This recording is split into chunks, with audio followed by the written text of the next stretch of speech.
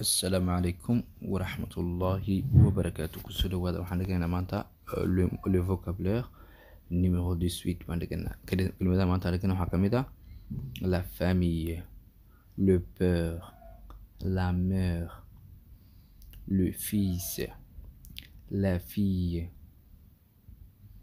le frère, la sœur.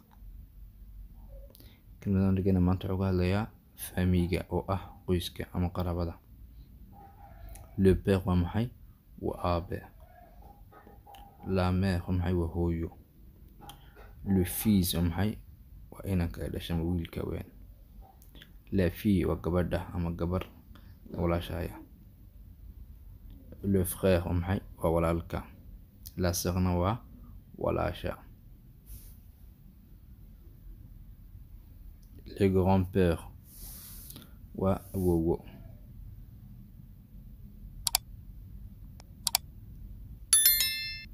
كلمة ذاك اللي كوحيقة la grand-mère, la tante, l'oncle,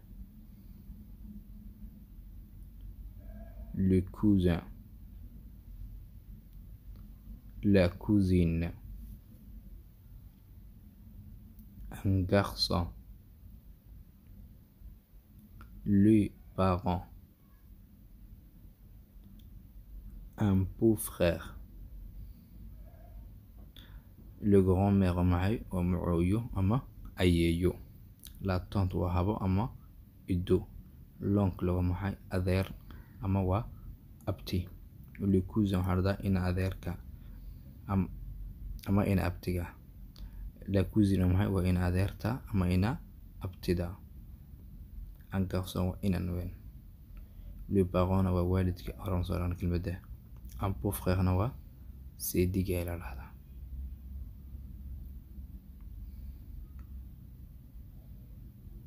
كلمة ذاك اللي la belle-sœur,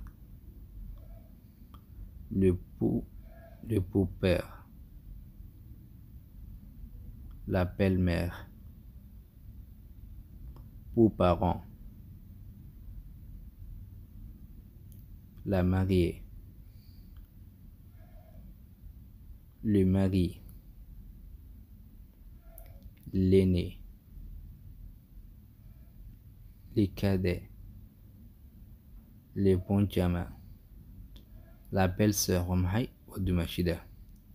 le beau-père نمحي صدق وين مصدق. la belle-mère وصدق هذا موحي نقطة آية.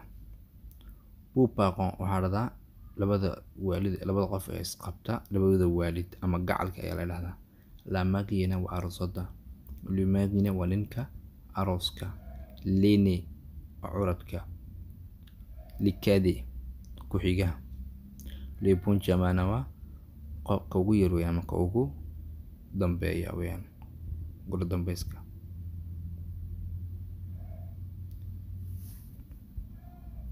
Merci beaucoup de nous avoir suivis l'intégralité de cette incroyable vidéo.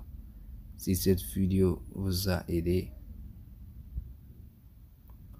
nous vous invitons gentiment de vous abonner à notre chaîne YouTube, puis activer la cloche de notification pour pouvoir être notifié après chaque nouvelle vidéo mise en ligne.